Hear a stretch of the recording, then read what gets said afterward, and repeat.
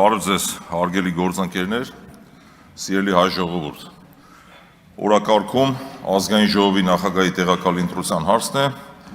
թեկնածուն Վահագն Ալեքսանյանն է։ Պարոն Ալեքսանյան, ես ձեզ չեմ ճանաչում, ֆիզիկապես առաջին անգամ տեսել եմ այս դահլիճում օգոստոսի 2-ին, եւ ընդհանրապես մարդուն ճանաչելու համար կարծում եմ բավարար է տվյալ մարդու արտաբերած մեկ նախադասությունը, տվյալ մարդու մեկ ժեստը, դա ընդհանրապես բոլոր մարդկանց է վերաբերում, կարծում եմ, ոչ միայն ձեզ, եւ դուք հավակնում եք ստանձնել բարձր պաշտոն, պատասխանատու պաշտոն, ինչը ենթադրում է որոշակի հատկանիշներ։ Ես դրանցից ամենագլխավորները թերևս կառանձնացնեի, օրինակ, խոսքի արժեքի գիտակցումը, պատասխանատվության զգացումը, երբ ասենք մարդը արտաբերում է խոսք, հետագայում դրա համար պատասխան տալու այդ գիտակցումը եւ այլն, եւ մի շարք այլ հատկություններ։ Պարոն Ալեքսանյան, ես ծնվել եմ 1980 թվականին։ Երբ ես ծնվել եմ, Խորհրդային Միության ղեկավար այն ժամանակ Լեոնիդ Բրեժնևն է եղել։ Այնուհետև, երբ 5-6 տարեկան էի, Միխայիլ Սերգեյևիչ Գորբաչովը։ Եվ ես այդ ժամանակվա սոցիալ-տնտեսական, սոցիալ-քաղաքական վիճակի մասին լսել եմ իմ ծնողներից, որտեղ երեխա եմ եղել, չեմ տեսել իմ աչքով, ավելի շուտ գիտակցությունս չի ներել, որ կարողանամ ինչ-որ վերլուծություններ անեմ շատ լուրջ, եւ պատկերացում ունեմ այնքանով, որքանով Մալենկովի կամ, ասենք, Խրուշովի ժամանակներից։ Եվ պատմավեպերից, ասենք, լսել ենք նաեւ Պապ Թագավորի կամ Արշակ II-ի մասին։ Հիմա դուք եւ ընդհանրապես, երբ որ ինչ-որ վերլուծություններ եմ անում եւ իմ աշխարհայացքն եմ ունեցել սեփական, սովորաբար աշխատում եմ կարծիք հայտնել այն ժամանակահատվածի վերաբերյալ եւ եղել եմ չափահաս 1998 թվականին։ Երեք լսում էի ձեր կենսագրությունը, դուք ծնվել եք 1993 թվականին, չափահաս եք եղել 2011 թվականին, եւ եթե չեմ սխալվում, չեմ հիշում որ խոսքի ժամանակ ասացիք 90-ականների սերունդ եմ, իմ աչքով եմ տեսել, մտնում էինք ինչ-որ սրճարան ընկերուհուս հետ, հաստավի զախրանիկներ էին նստած եւ այլն, էական չի, հիմա կարող բառացի չկարողանամ ցիտել ձեր ասածը, բովանդակային առումով ես հասկացա, որ դուք 90-ականների սերունդ եք եւ ունեք ձևավորված սեփական կարծիք։ Առհասարակ լավ չի նայվում մեղմ ասած, օրինակ երբ մարդը եղել ասենք 8 տարեկան կարծիք հայտնում Լևոն Տեր-Պետրոսյանի մասին, Ռոբերտ Քոչարյանի մասին, Սերժ Սարգսյանի մասին, նաև ասենք այսօրվա 4 տարեկան երեխան, եթե ասենք 15 տարի հետո կարծիք հայտնի Նիկոլ Փաշինյանի մասին, մեղմ ասած տարօրինակ կթվա։ Հիմա ճիշտ եմ հասկանում, պարոն Ալեքսանյան, որ դուք 3-4 տարեկանում մտել եք սրճարան, ինչ որ հաստավի զախրանիկներ են եղել եւ սեփական պատկերացում եք ձևավորել։ Ինչևէ, անցնեմ առաջ, սա իմ մոտ կարծիք է ձևավորում ձեր մասին որոշակի եւ հետեւաբար հաստատվում է այն միտքը, դուք նաև հնչեցրեցիք, որ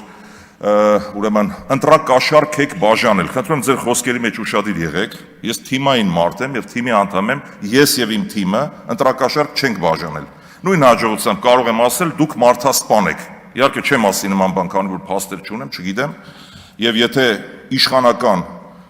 մուրճն ու այդ ոնց են ասում, մեղն ու չագուճը մեր ձեռքը լիներ, մի հատ էլ ձայնագրություն կսարքեինք, կասենք դուք մարդասպան եք օրինակ։ Անցնենք առաջ։ Պարոն Ալեքսանյան, կարծում եմ դուք նույնպես, ինչպես պարոն Ռուբինյանը, պարոն Կոնջարյանը չեք կարող պատասխանատվություն չկիսել ձեր թիմի իրականացած քաղաքականության հետ կապված, այդ թվում նաև տնտեսական քաղաքականության հետ կապված։ Եկեք մի քանի արձանագրումներ անեմ, նոր անցնեմ առաջ։ Արձանագրում համար 1. Հայաստանի Հանրապետությունը չունի տնտեսական որևէ ռեսուրս հարաբերություն փչացնել որևէ գործընկեր երկրի հետ, այդ թվում Ամերիկայի Միացյալ Նահանգների հետ, Եվրամիության երկրների հետ,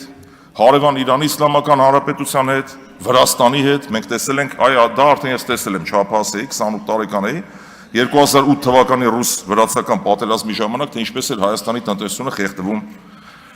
Նաև առավել եւս, այստեղ հատուկ պետք է շեշտեմ, մեր ռազմավարական գործընկեր Ռուսաստանի Դաշնության հետ, որի հետ մենք ունենք 8 միլիարդ, շուրջ 8 միլիարդ դոլարի առևտրաշրջանառություն եւ որը Եվրասիական տնտեսական միության լոկոմոտիվ երկիրն է։ Հետագա ձեր անդրադարձի, այսպես մանիպուլյացիոն բնույթից զերծ մնալու համար միանգամից թեման փակեմ։ Ես հայամետ եմ եւ մեր թիմը։ Մենք ռուսամետ չենք, մենք ամերիկամետ չենք, մենք եվրոպամետ չենք, մենք հայամետ ենք եւ իմ բոլոր հարցերը բխելու են բացառապես հայկական շահից եւ հիմնված են լինելու փաստերի վրա։ Ես չեմ առաջնորդվելու էմոցիաներով եւ քաղաքական ճաշակով։ Շարունակեմ միտքս։ Հիմա փաստ ենք, որ չենք կարող հարաբերություն փչացնել, սա արդեն ասացի, եւ նաեւ երբ այդ հարաբերությունները վատթարանում են, փաթեթավորվելով ինքնիշխանություն բառի տակ, սիրելի ժողովուրդ, եւ դա վնասում է մեր տնտեսվարողներին, մեր տնտեսական շահերին, եւ նաեւ կա կոլապսի վտանգ, հետագայում այդ ինքնիշխանություն բառը ինքնաբերաբար դուրս է գալիս եւ տակը մնում է հակահայկական քաղաքականությունը։ Սա էլ փաստ ենք։ Երկրորդ արձանագրումը ձեր հիմնական կարգախոսն է տեր կանգնիր խաղաղությանը։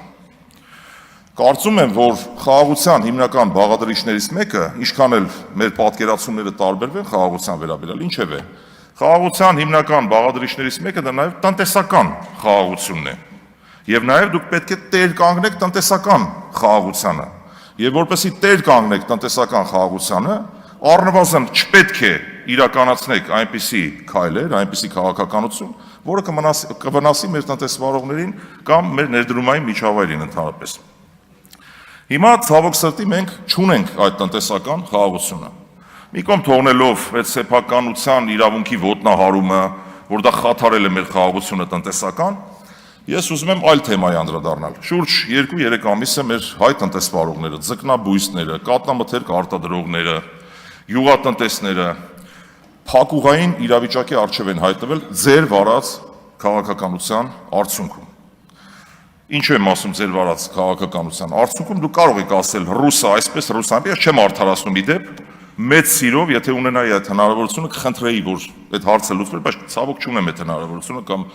փորձում ենք ամեն ինչ անել, մեր քաղաքական ղեկավարը իդեպ փորձում է ամեն ինչ անել, որ այդ խնդիրը լուծվի։ Սա ես չեմ չարախնդում բացարձակ, որ մենք ունենք այդ վիճակը, բայց այդ վիճակին մենք հասել ենք ձեր վարած քաղաքականության պատճառով։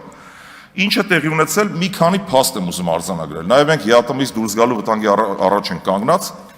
Ամբողջ քարոզարշավի ընթացքում իրականացրել եք հակառուսական թեզերի վրա հիմնված քարոզարշավ, ունեք լեգիտիմության խնդիր, գիշերը ժամը 2-ին դադարեցրել եք ընտրությունը, 60,000 ձայն փոշիացրել եք եւ հետեւաբար պետք չի զարմանալ, որ Ռուսաստանի իշխանությունները չեն շնորհավորում Հայաստանի վարչապետին։ Խոսում եք ինքնիշխանությունից, բա որ այդքան ինքնիշխան եք, ինչի համար է Հայաստանի վարչապետը նախաձեռնել հանդիպել Միշուստինի հետ, արդյունքի չի հասել, հանդիպել հեռախոսազրույց ունեցել Պուտինի հետ, արդյունքի չի հասել։ Հիմա նախկինում ասում էիք ինչքանով ԵԱՏՄ-ն է մեզ պետք, այդքանով մենք ենք ԵԱՏՄ-ին պետք։ Փաստորեն այդ թեզն էլ չաշխատեց եւ հնարավոր չի խնդիրը լուծել։ Սիրելի ժողովուրդ, խոսքս ուղղում եմ ձեզ, այո, քաղաքացիական պայմանագիր կուսակցության, խմբակցության իշխանությունների իշխող ուժի կողմից վարած ոչ հեռատես քաղաքականության արդյունքում դուք հայտնվել եք այս վիճակում, անելանելի վիճակում։ Եվ թե ինչ է ԵԱՏՄ-ն իրենից ներկայացնում, շատ կարճ անդրադառնամ, ժամանակը չի հերիքում։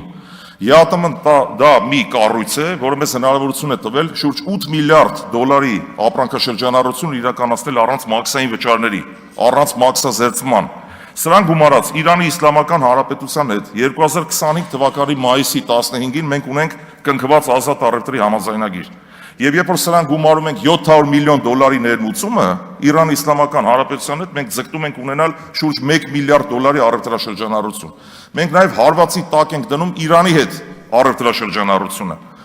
Եվ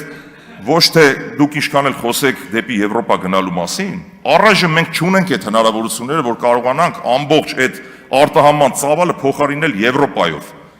Ինչքան էլ ուզում եք ասեք դիվերսիֆիկացիա եւ այլն, դուք չեք որևէ գործում քայլ իրականացրել, որը միտված կլինի դիվերսիֆիկացիայի կայացմանը։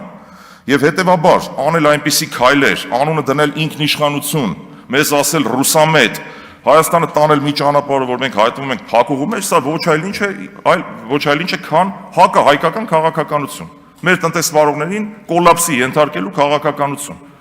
Եվ ընդհանրապես խորհուրդ կտամ այս թեզերին ուշադրություն դարձնել, նորից եմ կրկնում, չմոռանանք Իրանի Իսլամական Հանրապետությունը, սիրելի ժողովուրդ, Եվրոպայի հետ, Եվրամիության երկրների հետ մեր առևտրաշրջանառությունը պակաս է ընդհանուր ԵԱՏՄ-ի շուրջ 3.5 անգամ։ Նույնիսկ մեր հարևան Վրաստանը, որը Եվրոասոցիացիան համաձայնագիր ստորագրած երկիր է, դարձյալ արտաքին առևտրի կառուցվածքը երբ դիտարկում ենք, Եվրասիական միությունը ավելի մեծ մասնաբաժին ունի։ Շնորհակալություն ուշադրության համար։